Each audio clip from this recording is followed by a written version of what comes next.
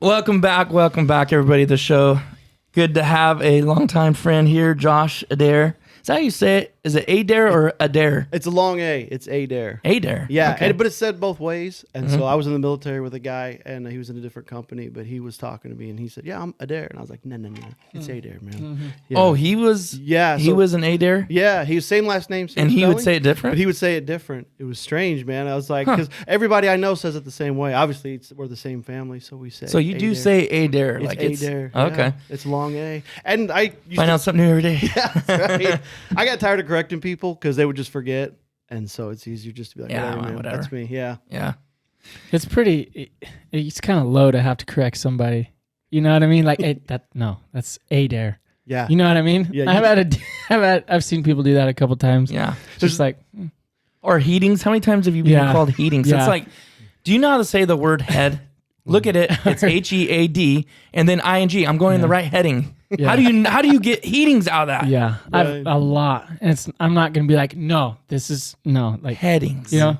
There's no way to do it and not look like a jerk. Yes, Like, you just exactly. can't look like Yeah, just a pompous exactly. jerk. So yeah, just let it ride. The older I got, it's just like, nah, man, it's Adair. And they'll leave out the I. They'll be like, Mr. Adar, and I'm like, close, but you left that entire letter. Almost. Pronunciation. Yeah, that's right. It's like, maybe it's those people that went learn how to read by sight or something. Maybe they don't know how to sound stuff out or something. I don't know. Take a little time. Take a few extra seconds. So it's homeschooled kids. That's right. Hey, I'm a product of homeschool. I know. My kids are homeschooled. Oh. Anyways. So let's talk a little bit about you for a second. Let people know who you are, where you're born and raised and stuff, and how you end up out here in the great communist country of California. California. I grew up in Illinois. I was born in a little town. Actually, I was born in a bigger town, but I grew up in a small town, about 8,000 people. I could live there until I was 19, and I left for the military when I was 19. I decided I was done with that place, and I was ready to go serve. There's a lot of people that did that, huh? Yeah. That I was in there with too. Yeah. Like sick of the town. I was like, I'm getting out of here. Right. Well, there was a few job opportunities in town. I grew up not far from St. Louis, Missouri, so there was bigger jobs there. My dad worked for the power company. I don't think my brother actually had started working for the same power company, and I didn't really want to follow in their footsteps. I kind of wanted to do my own thing.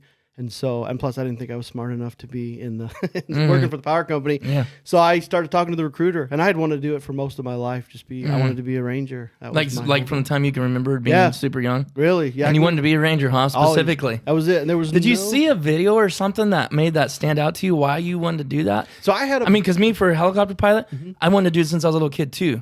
But I could remember watching videos of Hueys, right. you know, those blades slapping in military videos. That's MASH. what I wanted to do. Yeah, yeah, the Bell 47.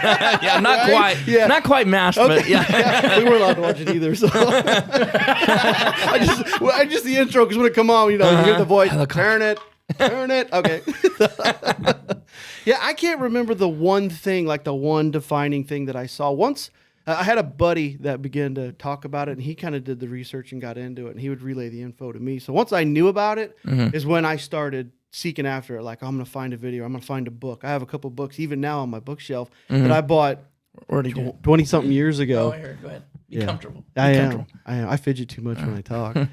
But yeah, I knew it's what I wanted to do. So I went and talked to the Navy recruiter too because I wanted to be a SEAL, and so I did. So I started talking to him, and he laid the whole spiel out, and I thought, dude, I'm going to be America's greatest warrior, man. He made it sound so easy, and I asked him one question. I said, "Can you guarantee buds?" And he said, "No." Ooh. I go, "What do you mean?" He goes, "We can put you in, and you have to wait for a slot." I go, "Well, what do I go in as?" He said, "Well, you may be doing a different job. You may be doing something else. You don't go in, I guess, at that time, you didn't go in as a SEAL or for SEAL training. Nothing was Do they do that guaranteed. now though? That I don't know. I mean, dude, you're talking 20 years ago. Yeah, right. I left in 2000 to go. So, yeah, once he said there was no guarantees, I didn't want to gamble. And side note, I had a buddy, a guy I grew up with. He actually went in, and he ended up waiting for his bud slot.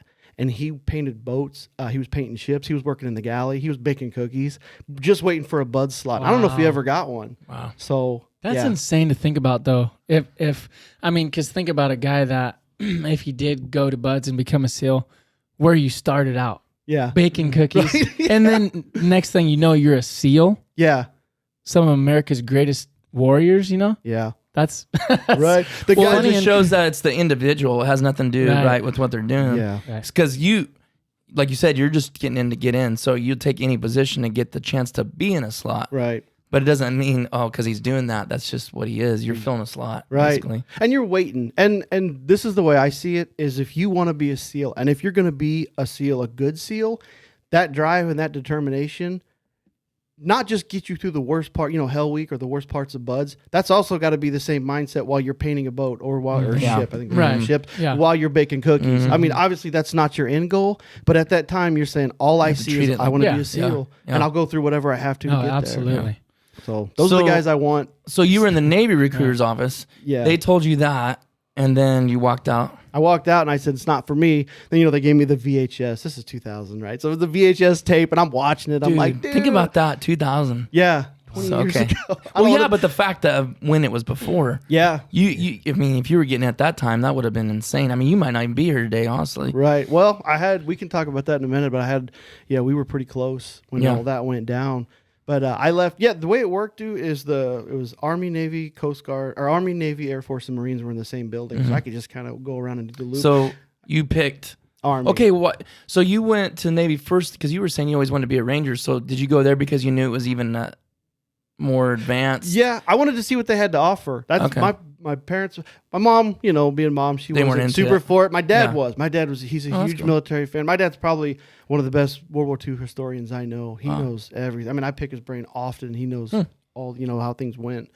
Regardless, but he said, ask around, find out which one has the best programs. Which one? He goes, you're going to get out one day and find out which has the best things Yeah. after you get out. So Yeah. I said, okay. So I shopped around and I asked some questions. Navy, other than a SEAL, I wasn't really interested in. Air Force, my grandpa retired as an E9 out of the Air Force. Probably would have made him a lot more proud had I gone in, but My grandpa was the same way. Yeah. He's a little bitter at me that I didn't join the Air Force. So you went Army? yeah, those guys are Yeah. jerks. We don't Yeah. like them. So but I wanted to be Special Forces, and parajumpers taking nothing away from PJs, but those I just didn't appeal to me the same way a Ranger. And SEALs have the movies. I mean, there's not a whole lot of for Army sure. Ranger movies that are Right. dedicated to just Right. Rangers. They're in certain movies, but Yeah. so I shopped around and I went to the Army and I said, "Can you guarantee me?" They said, "We guarantee you." Airborne You get a School. shot at it, huh? That's it. They said, we guarantee you a RIP. It's Ranger Indoctrination Program. And they said that we'll guarantee you a slot in there. And I said, that's all I care about, man, is guarantees. I just want to have the opportunity. Yeah. And so, I signed up, man. And January 12th, 2000, dude, old Uncle JB, man, left out of St. Louis, man. And I went in the great unknown. So, I was January 2008. That's way Oh, after really? you, yeah. yeah, it's a couple years. Dude, I can remember when we were working up in Madera, man.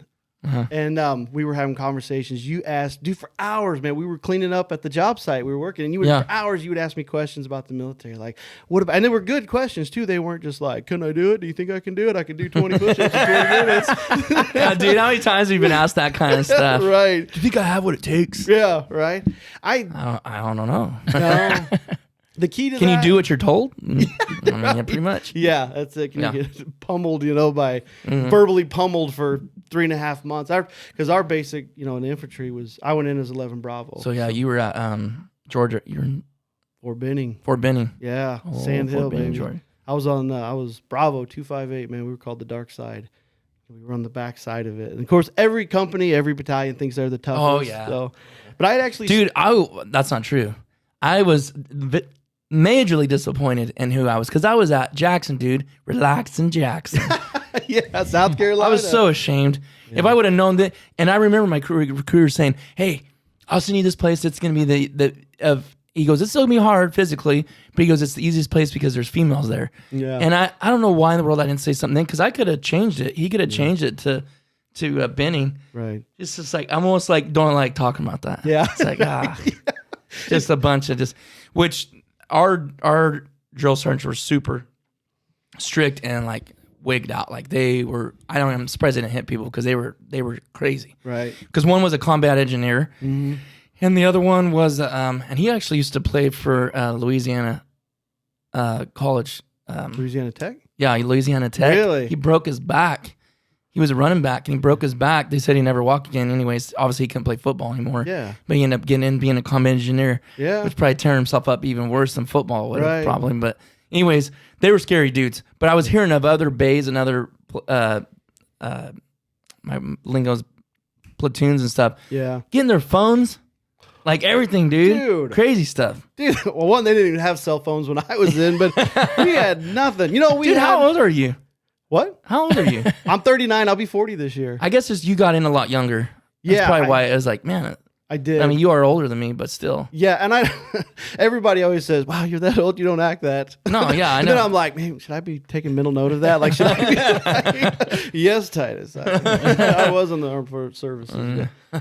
Yeah, it's funny, too, because I don't talk about the military. Like, this is the most I've talked about it in probably the last year. Because, do I talk about it much? No. I don't ever talk about it. You begin to forget, like, the lingo when I'm with someone terms. else, I'm embarrassed. I'm like, they're probably thinking this guy's a complete joke. Yeah, right. You know, because, like, I have my buddy on here. I don't know if you listen to that one, Flying Blackhawks in Afghanistan. I haven't got there yet. That was my, we went on deployment together to Afghanistan, and he's still in. Mm-hmm. So he's sharp on it, right? And I'm like, remember that one thing? He's like, yeah, the latrine or something like that. And I'm like, dude, it's embarrassing. It's like, you're a joke. But no, you just out long enough, you just forget, You do, because it's not conversations you have every day. I mean, I can relate stories to my wife, but, after this many years of marriage, she's like, I've heard it. It's not that funny anymore. But let me tell it anyways, babe. So, Fort Benning, and then where'd you do your AIT at? Same place. So the way infantry because works, they do it all there at Fort Benning. It's called OSUT, One Station Unit Training. So we did our 8 weeks of basic, and then we did our additional, I think 6 weeks of AIT, which is infantry and all that. But nothing changed. After our 8 weeks, when they said, you've graduated basic, they had us take our patrol craps and spin them all the way around, and they go, congratulations, you've graduated. Nothing changes. And we got smoked. Yeah. Smoked. Yeah. There's a whole lot of push-ups to celebrate, not a sit-up. But it was good, man. Yeah, I was on Sand Hill. I was Bravo 258, and we had a good group, man. I still, dude, I was driving down the road for work the other day, man, and I thought of our motto that we used to say before every meal, and I just started I was kind of stumbling through it. And then, dude, I'm in the work truck, windows down. I'm just like, Bravo 258, here we are. People were just like, this guy's an idiot calling in. But yeah, a little bit of old pride, I haven't said the motto in a while. But yeah, we had one at AIT we would do too. I can't quote half of it, but we loved it because there was 3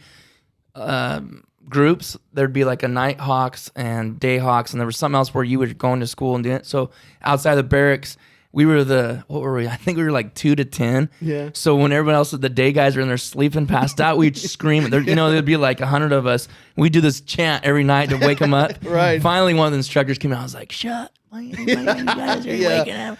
Yeah. Okay. It was pretty good. It was like camaraderie and stuff at school. Yeah. Same team, but just different groups. So. Yeah, I seen, man, a headline. I get emails, from the Army Times and stuff, and I seen some emails where they're talking about making drill sergeants a little more softer, a little more accommodating, a little more than they, positive or whatever. This is my thoughts on that, dude. When I was in, and a little bit with my dad, I love my dad. He's an awesome dude, but he was hard on me as a kid. He's hard on my brother. They were hard on us. But when my dad showed affection, which wasn't all the time, it meant so much more. When I finally got praised for what I had done, but with him not being so free with his affection and support, it made me want to try harder and work harder. So when I did get that, support of that, hey man, you did a good job, it just meant the world. So to me, the harder the path, the better the reward at the end. Mm-hmm. So with basic, we weren't in the Vietnam era where they would punch you and they would hit you, but they would do different things. The day I can remember drill sergeants putting his hand down on hot asphalt, and they'd stand on the back of our hands, and you'd stand there, man. And you felt like your hands were sizzling. In 2000, yeah, there ain't no way they could do that now. Yeah, they couldn't have did that when I was in. No kidding. No, dude. In that 6-year window, there's no way. Yeah, and it wasn't, dude. I know what you're saying. You know the mindset though, because when you're in it, you're just we were far enough in it that I was like, "Give me all you got, dude. I'll stand." I goes in front leaning rest, and I'm standing there. And luckily he had those padded soles, so it really didn't hurt the back of my hands. I just couldn't pull it off the asphalt. But I was at the point. We'd been in basic for probably 10 weeks, 12 weeks. We were almost done. I was like, give me everything you got, dude. I'll take all day long. What was your shape like at that point? Dude, I was 185, man. I could run. My best 2 miles was 14:12. My best push-ups were 90. I got you beat. Did you? Yeah. Hey, good, man. Yeah. And I ain't no runner. You can ask anybody. Right. I did 13:28. I'm there, dude. When I first got, what'd you run when you first got in? You know how they do the, dude. What's that place, that holding place right before you start? 30th AG. Okay. Oh, you didn't go to... Yeah. No, but I mean, it's kind of like a holding point before they get you all set up or something. You get all your shots there. You get your uniforms. Yeah. So, did they make you run, right? Kind of see what were you... I was like, dude, I think 1 mile what was I? It was sad. It was like 18 minutes or something stupid. Right. And I was young and compared to now, I was in good shape, right? Right. But even then, I had no lung capacity, no running skills. Well, we played basketball, we played football. Right. I had a knee surgery, man, for football. But yeah, I'm thinking, dude, when I ran it, because my dad was a runner in high school, and so he told me you need. So to you prepare. Did pretty good. Yeah. But I did probably the same as you. I didn't do great, but I didn't do the worst. Push-ups and sit-ups, I think I just barely. John Costa beat me. He gave me his time because I was like, 13:28, and he's like, I did 13:01 or something. I think, so I was like, he's more aerodynamic. Yeah, you're shorter. It's not the same. Love John. If you listen to this, John, I love you. Yeah, I haven't seen him in a while, man. I haven't either. So you got that done. Then what was next? Was it Airborne School? Yeah, actually. Did that start during that in AAT? That was part of it? Or is that afterwards? It's the same base, but a different part of the base. I think there was only, 2 bases in the whole military or in the whole Army that did Airborne School, and it was Fort Bragg and then Fort Benning. Mm-hmm. And so. What state was Bragg in again? I can't remember. North Carolina. Oh, okay. Yeah, that's where all the Spec Ops guys are out of. That's all the John F. Kennedy Warfare School used to be there. So, yeah, that's kind of a big deal. Yeah, we went to Airborne School. And it's funny because infantry is not co-ed. It's all guys. And, of course, they ran us hard because we're infantry, right? There's kind of like, we're the backbone of the military, right? It can't exist without the fighting guys on the ground. But we went to Airborne School, and they told us, they said, we run our 2 miles every morning, and we run between a 7:45 and an 8.5-minute mile. And we're like, what in the world? We just came out of because in our infantry training, dude, we had 3 groups: A group, B group, and C group. We had that too. Yeah, same thing. And so I'd touch A on good days, but mostly I was in B. Yeah, we went there, man, and we were just running. Man, we're just jogging in place. You feel like you're bouncing up and down more than you're actually going forward. It was miserable. But the jumping out of the training and the jumping out of the planes, of course, was awesome. Yeah. How many jumps did you do? 5. 5? Yeah. To get done, that's pretty much what they want of you. That's the qualifications. You do, man, I'm thinking we did... that probably wasn't nowhere near enough what you wanted to do. No, not at all. But it was cool, man. We did like a couple Hollywood, which is no rucksack, no weapon, nothing like that. They called those Hollywood. And then I think we did 2 with our gear, and then we did 1 night jump. We were supposed to do a night jump. Did you just feel like a sack of potatoes with all that gear on jumping? You do. And dude, the kicker with Airborne School, man, is they put you in your harness, they put you in your chute, and they crank you down, man. I mean, they crank it tight. Hey, thank the Lord, man, because you're falling. You jump from 1,250 feet, man. I know that's not a halo jump, but dude, I fall fast and I hit hard. I want to be secure. So I want it to be as tight as possible. So they crank you down. Cinch it down, boy. Yeah, and then they put you in the hangar and they say, wait. You're waiting for other jumpers. You're waiting for weather. You're waiting for planes to be ready. And just itching, dude. And we sat there for like 8 hours, 10 hours. Oh my! And of course, dude. you can't sleep right there. With all that stuff, all of it, your helmet, everything, and it literally folds you because of how they strap you. It begins to fold you, and you're just sitting there. And they're like, "Don't sleep." And you're like, "I'm trying. I'm not to," But then finally, you go jump, and it was cool. I'll tell you the best part because my last name's Adair, right? And it's first of the chalk. The chalk was the stick of jumpers, and I was the first one to go. So they would open the door, and you're standing like this to the guy in front of you, or the person in front of you was co-ed. But for me, because I was first, they would open the door, and then they'd have like a wind shear kind of come out, and it would help block the wind off of the door. And I could actually step up, and I'd look out, and it would give me like up to like a minute or two to kind of make like, okay, I get it. I'm jumping out of this plane. As opposed to if you were behind me or you were buried in the stick, you're just walking, left turn, and there's the great blue yonder. Wow. You're jumping out into it. So for me, I was like looking. I'd see people in the pools, I'd see goats in yards, and I was like, cool. I was like, take 2 steps, and of course the jump master's like, you're not gonna freeze up, you're not gonna this, and I said, no, I was like, I'm here, man. I'm committed, and so you just take 2 steps and jump and tuck and hold on, man. And it was fun. It was a lot of fun. That would be the reason I love that is because I did skydive from 12.5, but it was with tandem. And I don't know. I was like, man, that'd be so cool just by yourself. A little extra rush of this is up to me. Yeah. So, I mean, and could you guide yourself down? You're pretty much. Kind of. So you had risers, but we didn't have any kind of toggle handles that, like, I think I can't even remember the nomenclature for it. I think the ones we used was called like a T10 Charlie, and it was just the military round. And so you could pull the risers, and I think you could manipulate yourself because you're just jumping person after person after person, both sides of the plane, and they would stack planes. We'd have 4 or 5 C-130s just dumping their whole load, and so you would get close to people, and so you would try to crank down on your risers to drift a little bit. You really couldn't control it. You know, like the skydivers with their rectangle ones where they can do tricks. Nothing like that. You basically were at the mercy of... Did it hurt hitting, though? Yeah, and they told us in the beginning, they said, this is the equivalent of jumping off of a 1-story roof. 100% that's what it was. Really? Yeah. And it's... Because I've done that, and it don't... Like, it hurts, but it's not like... You definitely got to go with it. Yeah. So is it the same, like, as soon as you hit your... Yeah, and we spent... I mean, you jumped for the last... Have you jumped off? No. Roof? Maybe 1 or 2 Such weeks. a terrible feeling on your back. It is, yeah. And then you're like, why did I do that? Why don't I just take the ladder? But they would teach us, I'd say for the first 3 or 4 weeks, they just taught us to fall. And you do like ankles, knees, hips, shoulder, head, last. You're basically just trying to fold over on your side. That's all well and good when you're jumping off a 4-foot platform. I mean, that's even kind of jarring. But dude, when you're coming down, you're at the mercy of the wind. How fast are you falling? Man, that I don't know. I mean, you probably don't know. Like, but I mean, is it coming up? Like, you're like, oh, this is going to hurt. Yeah, it's not like, so jumping off a 1-story roof, I'm not talking setting down and like easing yourself off the edge. No. Then gaining, like 3 feet by sitting. No, you're talking like if you're on the edge of the roof and you jump up and off. You don't hit hard. I seen there was people that broke bones, from landing just incorrectly. But for the most part, you're going to be okay. But it's going to rattle you, man. You're going to have some little bit of aches and pains. But it's just, it comes with it. I mean, basic was a lot of aches and pains. And some Advil in there. Yeah. You had Advil? No. Yeah, right. Go to sick call, and then you're pretty much made as a loser the rest of the time. I never went to sick call. Yeah. Dude, we got so sick. Whatever those shots they stuck us with, we were so sick. Everybody was sick. I don't remember. Like deathly, like coughing all night. Really? Yeah. Dude, I remember when we were in line and they were testing vaccines on you. Honestly, I feel like they were, dude. Yeah. They were testing coronavirus back then. That's why we don't have it now. I'm good. I'm resistant. It stuck me full. Yeah, I remember we went through, they had I think 4 or 6 people on either side. And take a step, you get shot. Take a step, you get another shot. And we started walking. Well, like... How many, like 12? I think I got like 12 something 13, like something that. Like that. Yeah, and they just poke and poke. Dude, like 20 of us had gone through and we were making our line around the room and they were like, oh, hey, by the way, if you feel lightheaded, go ahead and sit down. This is like day 3 of in processing, right? So you didn't blink without being told. Right. So they're like, oh, hey, by the way, if you're feeling faint or feeling queasy, go ahead and sit down.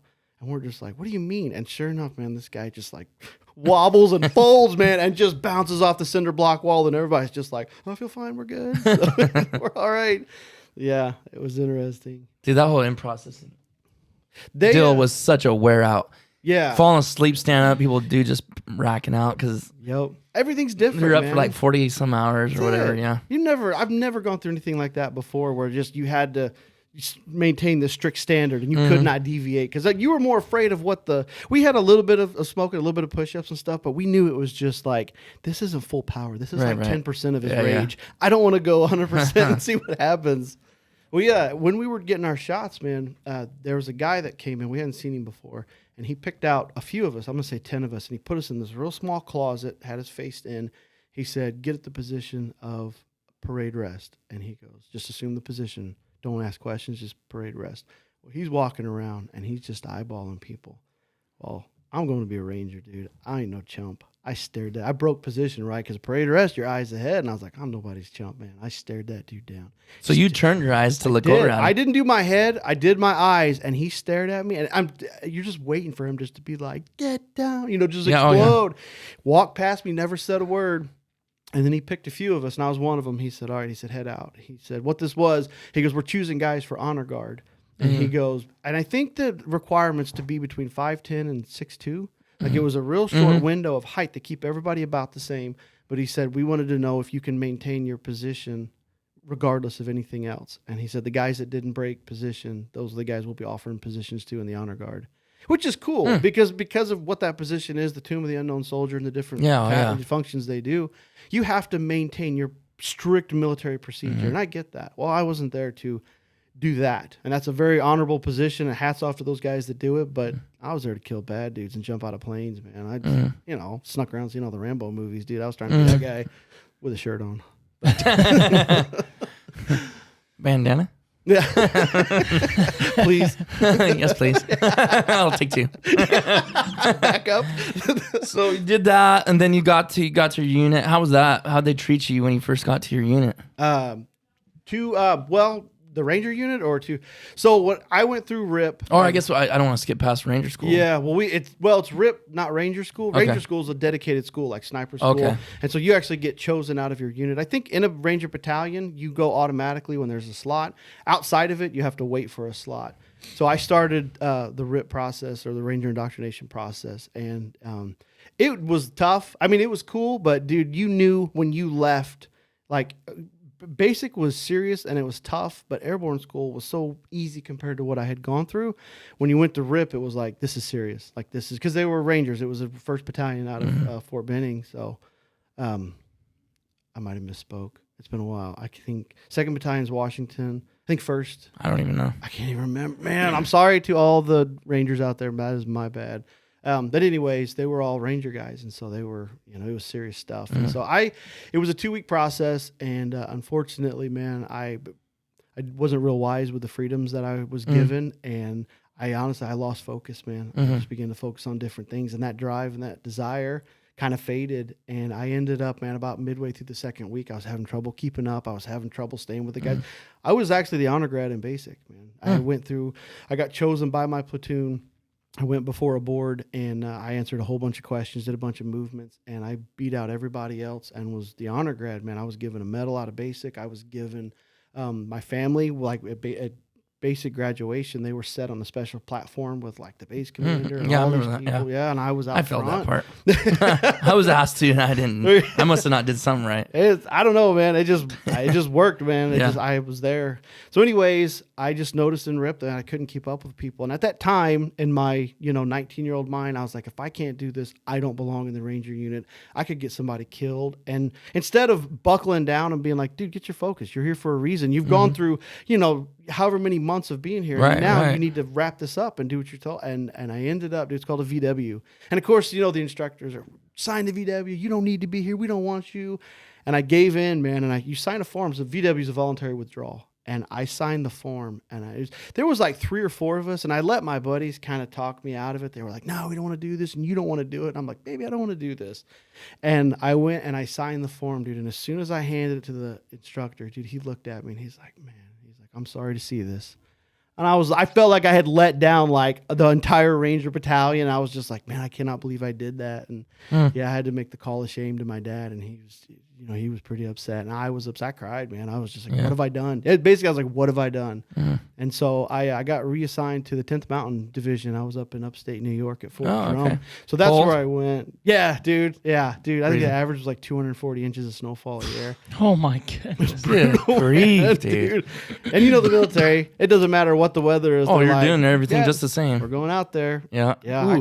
I can remember dropping. 10th Mountain, those boys are tough, though. Dude, they are tough, man. It was a good deal. But it kind of worked out well because when I went there, I had a chip on my shoulder because of the bad decision I had made at RIP. And so I said, I'm going to be just the best soldier I can be. And I just gave it my all. And you know how it is going to a new unit. Dude, you're on, everybody's watching you. Right. Like, what's this guy about? Because you get people in there. Oh, I'm a runner. I can road march. I can whatever. And I said, I'm going to be everything that I need to be to impress these guys. And I did, man. I had a real good reputation there for a while. So. Let's jump into some hobby stuff. I know you're a big time dirt bike rider. I used to have the CRF 450X. Thomas, you had the YZF 250. That was a good bike too. But you're the true, like, I'm a little peon in the dirt bike world. But I mean that was a big boy bike, which I didn't probably need, obviously. Yeah. But there was a lot of times I'm glad I had it. So what do you have right now? And like, do you have anything right now? Did you sell it? I am bikeless, man. No. Yeah, and I know it's hard to believe. Okay, well, we can still talk dirt bikes. You went right into it. I was like, let's work up to that. Let's get to the point where I sold them all. No, what happened? My first bike was I think it was a 2000 KX 250. I bought it from a guy in New Jersey. I was still at Fort Drum, and I got it. And day one, I bought I had fresh pants, I had fresh boots, I had the fresh helmet, gloves, and like a true genius, I went out there in a sleeveless shirt and I was riding. I never rode dirt bikes. Like that really wasn't our family thing. Fresh, dude. I'm talking crystal barely clean could shift. Oh, yeah. And I'm out there and I'm riding and, you know, you're kind of playing around. I start goosing it. And then I'm like, oh, I can ride standing up. And I'm controlling this beast, right? And then I'm goosing it and it's doing little wheelies. And I'm like, man, I'm a natural. And sure enough, man, I got my weight shifted backwards and I didn't know how to roll the power off just using my wrist. And sure enough, man, it just starts jamming down this dirt road. And dude, I'm doing the thing where I'm hanging on like one hand on the throttle, one hand on the shroud. And sure enough, dude, I come off, man, I scraped off most of the skin on my right shoulder, man. And yeah, I actually put it in the parking lot and I went upstairs to doctor my wounds and it got stolen. A guy stole it. Yeah, a guy stole it out of the parking lot, man. I was fired up. Yeah, that's a whole nother story, but I had some buddies with me and they helped me recover it in less than Christ-like manner. But anyways, I got the bike back. Black Ops. Yeah, there you go. We'll just call it that. Yeah, there you go. Had some buddies. Right. Yeah. Right. New guy. Yeah, then I came to California and I had that bike because we recovered it. So when I first came to California, that was a KX. Yeah, the green one. I always kind of wanted to get a KX. I love it, man. I've had nothing but Kawasaki's, and then my last two bikes were KTM's. Mm-hmm. And that was because, you know, I was 36, 37, and I discovered an electric start. Yes. And all of a sudden, the jokes stop. All of a sudden, you don't make fun of anybody anymore. So, yeah, those are game changers. Forget getting just raked up ankles and shins, dude. Like, you know, young bucks can do that junk. Yep, that's it, man. I value my ankles. I don't want to limp, man. I'm already going to be sore after riding. I don't want to make it worse by having a busted ankle. Yeah. But I had when you catch it, you know, you try to kick it and it just back jumps on you. Oh. Yeah, or when you're riding one of those narrow trails on the side of a mountain where like one side, your left side's very high and your right side's a drop off, and you're trying to balance and kick and just hoping you don't eat it. Yep. Yeah, or hill climbing and you die out, right? Yeah. Yep. Not fun. I'm a terrible hill climber. And Paul Carter is the Is he really? He's a beast. Dude, he's a beast, man. He climbs hills that I have to go straight up with a long runway. Mm-hmm. Dude, he'll just carve up the hills, man. And I know that we both know a lot of guys that are great. Mm-hmm. Oh yeah, barring all this are incredible. Those guys are, and Paul's another level. Way, man. Yeah, I'll never be that good, but yeah. Anyways, I had the KX 250, and then my next bike was a KX 450. But it was a year where the gearing was different because most bikes are low gear. I think it's there's 5 gears, and this one only had 4, and so it was 1 up and 3 down, and it was 1 down, 3 up. I forgot the lingo, but yeah, it was a good bike. I had that for a while, and then I got talked into a KTM. My first one was a 250. My next 2 were 450s, and then because the longer I worked, the bigger I got. Yeah. The more power I needed to do what I wanted to do, so the bikes got bigger. But then my last 2 bikes were KTM EX. One was an EXC 525, and I think the other was an XCW 525. It's 505 true CCs, because 525 is just the model. But yeah, beast. One was my dirt bike for off-road, and then one I made into a supermoto bike. I put the motorcycle tires and stuff. And now, did you always ride street bikes when you were growing up? Because I thought that was the thing when you first came out here. You were kind of a street bike. I didn't. Because I honestly, I haven't even talked about that, but I used to have the street bike. Yeah. I had a little. Well, you remember we rode it together a little bit, but I had the old. It was not really nothing to write home about it. I think you guys probably made fun of me with that bike. It was a. What was it? I played the 5th. Was it a two? Was it a? What are you talking about? Yeah, you had a bike 4 or 500 or something. And you guys all had the. Like, Luke had a Gixxer. Did you have a Gixxer? Yeah, no, Luke was Suzuki. I was Yamaha. I had an R6. Oh, that's right, an R6 too. I had an R6. You've never felt... Have you rode a street bike? Mm-hmm. I've never felt power like I have on a street bike. Yeah. It's a crotch rocket, whatever you want to call it. Yeah, even if you take a 450 or a just 500. Rips you. Yeah, a dirt bike. Did you ride Adams? Yeah. That R1? R1. Yeah. Oh, my God, goodness. dude. I rode R6s for a while. It's scary. I got my R1, and it was a game changer. It's more power than you can. It's power through the whole band. Like, it's hard It's power. scary power. Yeah. And I mean, when you probably got used to it, obviously, but... You do. When you, haven't rode a street bike in a while, and then you jump on a R1, it's like, oh, my goodness. Oh, yeah. Well, for us, like for me, I never did track days or anything like that. That didn't interest me because I knew I wouldn't be very good at it. I liked riding like up to Yosemite or the Hornitos real windy Run. roads and stuff and taking those curves. Love doing stuff like that, man. Which turn, is there any left or right turn you don't like? Because I never liked, I wasn't comfortable. Now I'm trying to remember, was it a left turn? No, I was comfortable with the left turn. Right turns, I don't know why I was not. Was it right turns? One of those ways I would turn. I was always scared to really lean into it like I would be the other way. I don't know why. Are you like that? Or are you right or left-handed? I'm right-handed. See, I'm a left-hander, and my left turns were the easiest for me. Okay, maybe my always felt awkward. Yes, I think maybe that's way for me then maybe. Lefts just feel fine. Whether it's an intersection or whether it's going around a corner, something about turning left just seemed easier, and I don't know why. Maybe it was a it was more comfortable. Yeah, and it worked. Yeah, because I mean, didn't you work in Yosemite with us too? I did. We were doing all the employee housing. That's when we bought those bikes. Luke bought one. I bought one. Sarah was so mad at me. So mad, dude. And if Hannah was around, then she would have been mad too. Oh, so dude, she was like, you know what? If you die, make sure your insurance is paid up. And she was like, so what happened is you remember this probably. I was going home one night after riding. She was mad at me for going somewhere. Probably was with you guys. I coming in and a stinking dog ran out from me at night. Remember that? Yeah, I do. Hit that dog. There was like a pack of dogs, dude. Yeah. And the pack of ran from me. I hit the one, flipped me, dude. I did a front flip over the handlebars. I remember skipping on the asphalt, and it's the country asphalt, the big rock asphalt, not the smooth asphalt. Yep. Yeah. And I had thank God, that day I had bought gloves. That's all I had. Right. I didn't have a jacket. I didn't have nothing. I had a helmet and gloves. Yeah. I went in over and boom, boom, boom. I just remember thinking, I don't know, 4 or 5 times I flipped and I landed on my feet. My final flip, I landed on my feet running. Remember that? Right. And I just stood there. My gloves were shredded, but my hands weren't scratched one bit. Fine. Yeah. My back, shoulders, chest, everything was just road rash. Yeah. And I go to my bike and it's going, just laying on the side. I pick it up.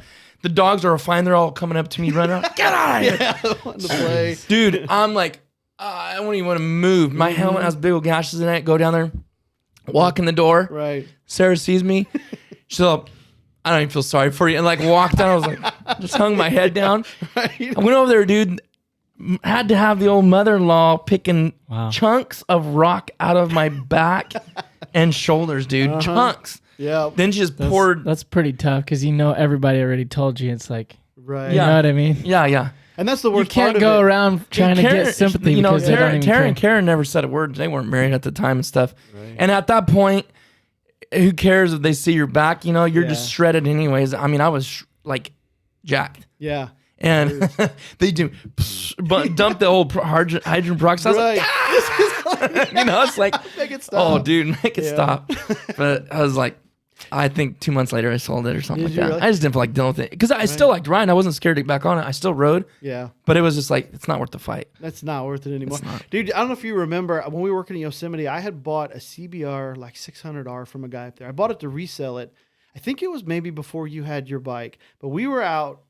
We were riding. There was an open road, and this was the days of Bebo, right? Where you'd make the video and then you put it on your Bebo page. Dude, I forgot about that. So you got on the bike, and you were like, "I'm gonna ride," and I was like, "Dude, I'll film you, and you know, I'll say something." And you're like, "Yeah, just do that." I think I remember. And you went past me, and you were doing like 70 or 80. You know, it was a country road, no big deal. And I was like, "Woo!" I was like, "Man, that's fast." I go, "That's what 145 looks like."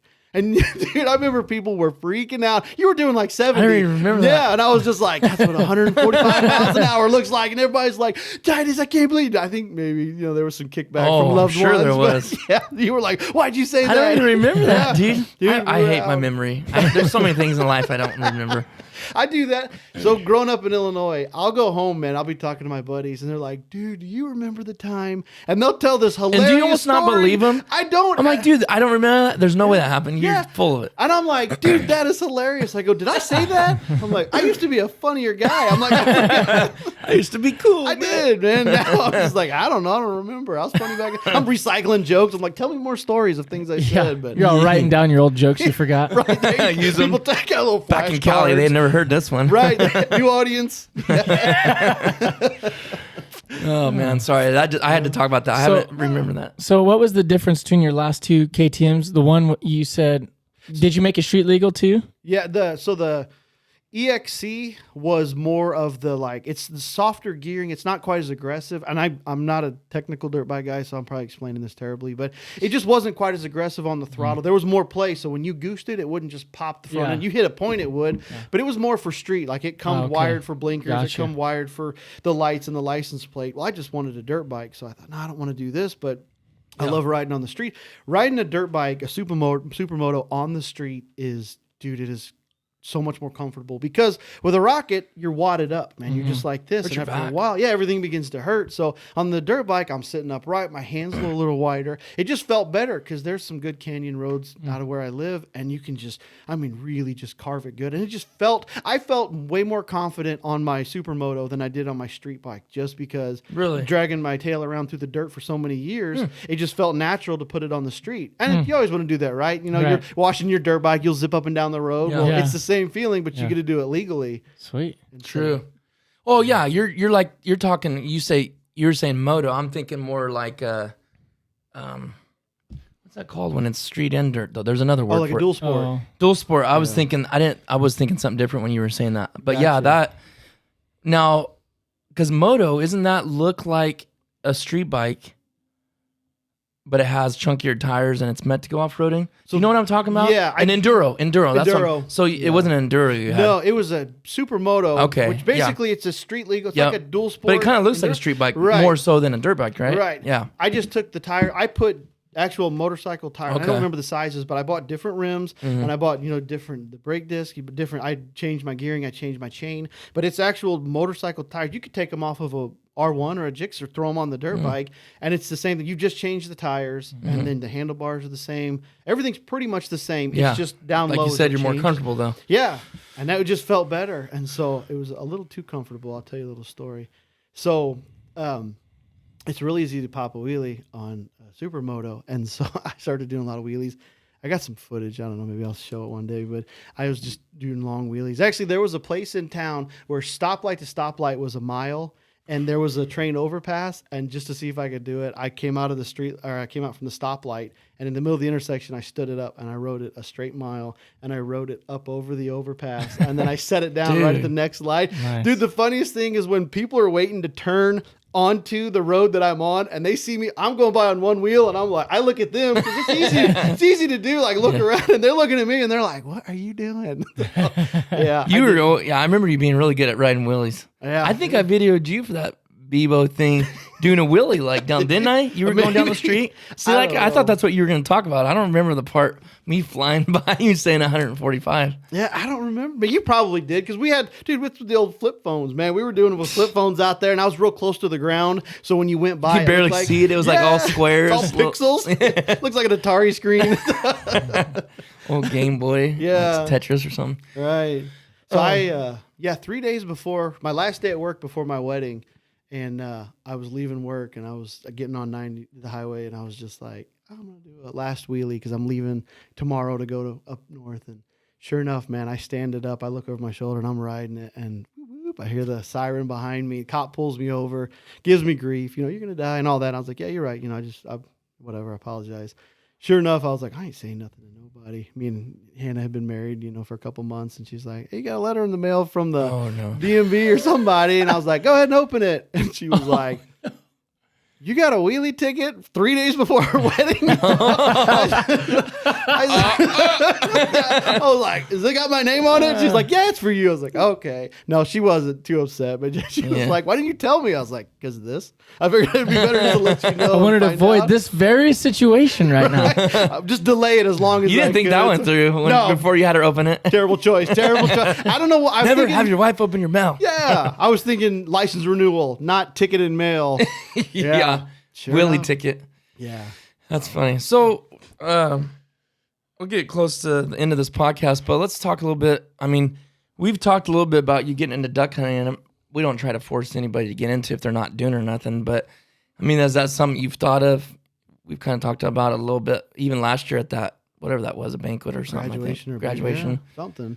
Yeah, I didn't come from a hunting family. I think my dad hunted when he was younger, but it's just never anti-hunting. We just didn't do it. My dad, worked a lot, and that was kind of what we did is we just worked. And So we didn't have a whole lot of side hobbies, but hunting and fishing, outdoors, stuff like that, we didn't do a whole lot of. And I don't know. It's the same with the dirt biking. My family was never into anything like that. I got into it on my own. And so I'd look around, and the part of the military I liked was being outdoors. I do like being outside. I like being in nature, whether hunting. But I've actually, at almost 40 years old, I've never hunted really like a day in my life. Not really. And so watching some of you guys' videos, and it's always cool because I know you and pretty much everybody in your videos. And it's like, man, that'd be cool just to try and go out there. And like, that's what I wonder is like, what's your perspective of it? I'm not trying to treat you like you don't know how to hunt something, but like, do you like, is it just so cool to be hanging out in the blind with certain people?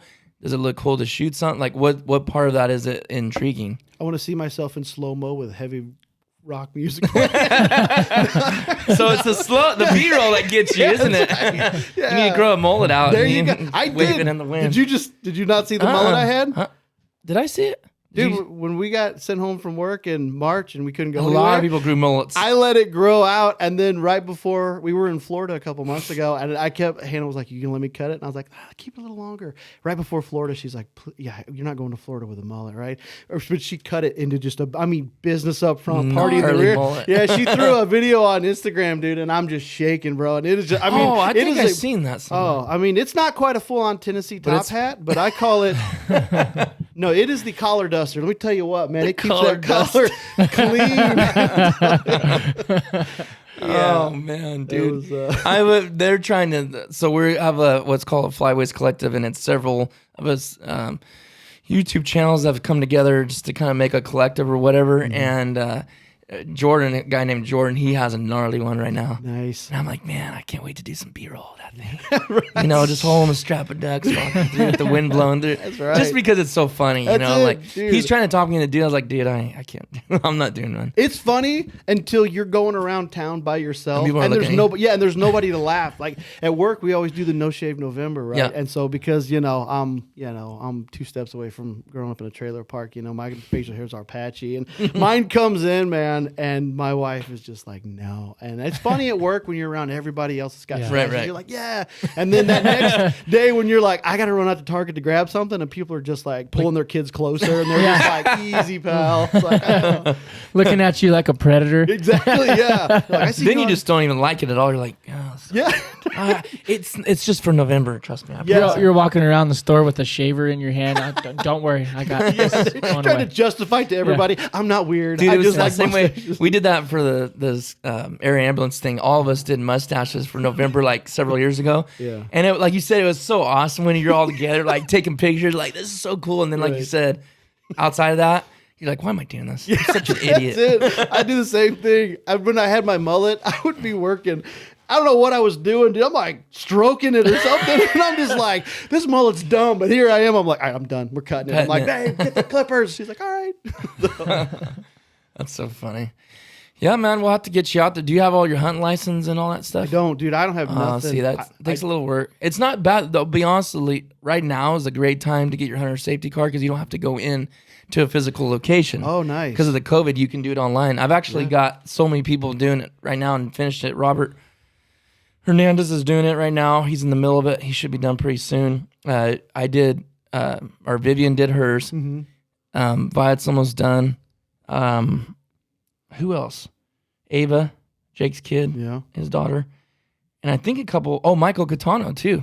Nice. So it's like, man, if you don't want to go sit in a classroom all day and you can just sit in the comfortableness of your own office, it's time to do it. A course? Or a hunter's safety card. Unless you've had it. So you haven't ever got one before? Never, dude. So you can just sit on there and do it, and it goes step by step, and then the timer on it gives you a certain amount of time to read it, and you click through and take little quizzes at the end. Yeah. As soon as you're done, you get it finished. It updates into the Department of Fish and Game within 48 hours, and then you can actually go in there and buy your license, and they'll ship it to your house. Yeah. So it's a good time to do it if you don't want to go sit at 8 hours, 10 hours at a course. Yeah. I'd rather not if I can do it from home. Right. Yeah, but they're going to change it back really soon because it's only because of the COVID. Right. Oh, yeah. So, I try to tell people not to wait. I think Richie did Landon's too. Oh, nice. So, dude, it's California. We're like the last state in the union, man, that's going to be locked down. Oh, forever. for sure. Probably got a little time. Where did I heard they opened Florida up, wide open. Dude, we were there at the end of, hold on. We were there the end of July, beginning of August, and dude, it was basically wide open then, man. No one wearing Not you really. not to wear masks. Not really. I mean, people do it just because they're gonna do it. Yeah. But were they required? Probably No, not. because like you would go into a restaurant and they'd say, hey, will you please wear a mask from the front door or the front counter to your table, and once you get to your table you could take it off.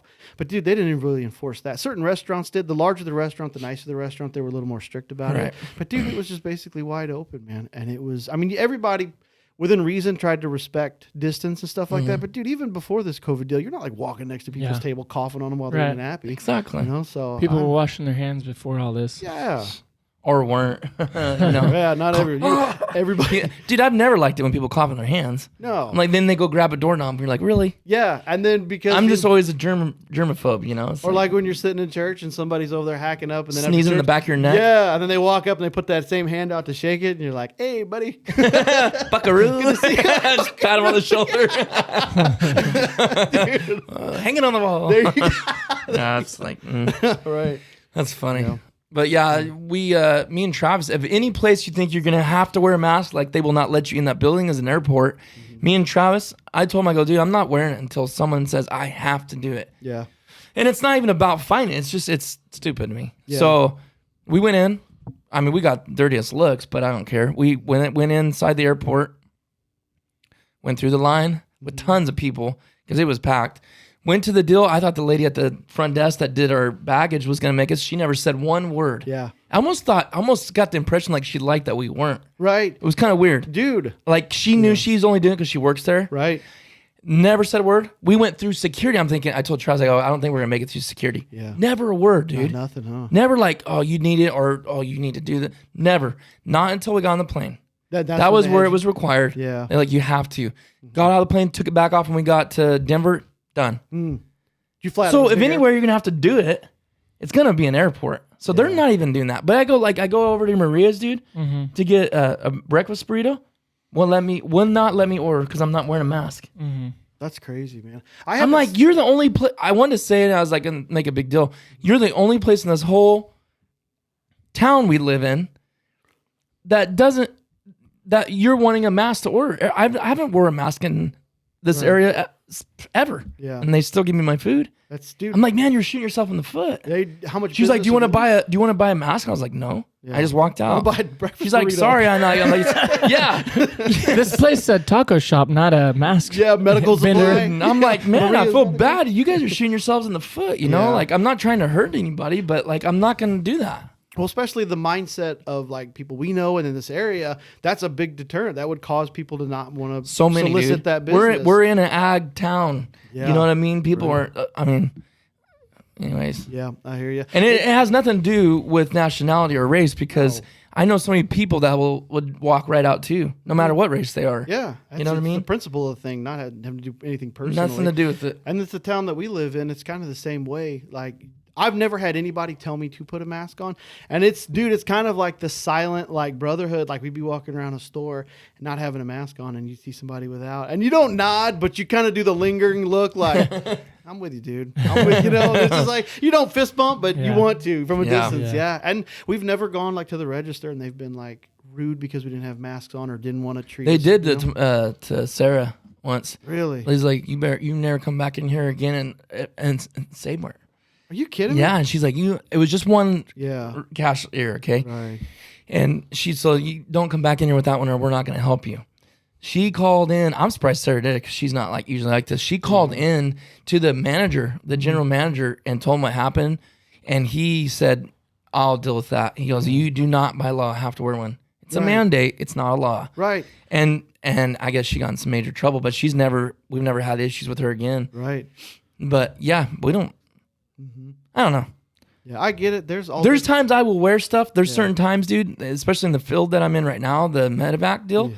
Like, there's a disease called meningitis. Yeah. That's just one of them. When we transport those, dude, I am fully geared up because I do not want to get. That could ruin your life. Yeah. Like getting that kind of stuff. Right. But getting the flu, if it's gonna come, dude, it's gonna come.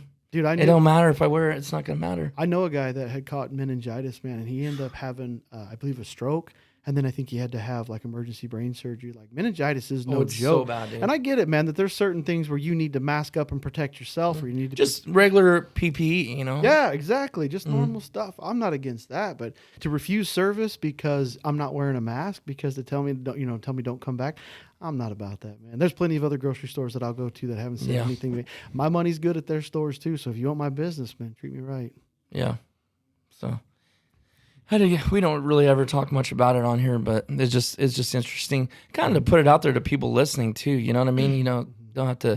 Don't let people peer pressure you into stuff. There's a point to where you're trying to make a statement, and I'm not trying to do that with the mask thing. It's just, you just gotta, if you don't stand for something, you'll fall for anything. It's kind of the saying I like to go by. But anyways, well, man, thanks for coming on and stopping by. Thanks for having me. We got some more chatting to do, yeah. Yeah, dude, it's funny. And I'm going to get a text from you. Just watch when this comes out. I'm like, I hate my voice on this thing. Everybody texts me that hasn't heard their cell phone. And they're like, I hate my voice. Do I sound that stupid? I'm like, we all sound that stupid. Well, I figured, dude, you've been listening to this voice for 15 years. Yeah, man, I don't know no different. Yeah, it's not. It's but different to you, me. Yeah. I'm not worried about it. Yeah. It's all Down, good. dude. All right, man. Thanks, guys, for listening. We'll see you next time.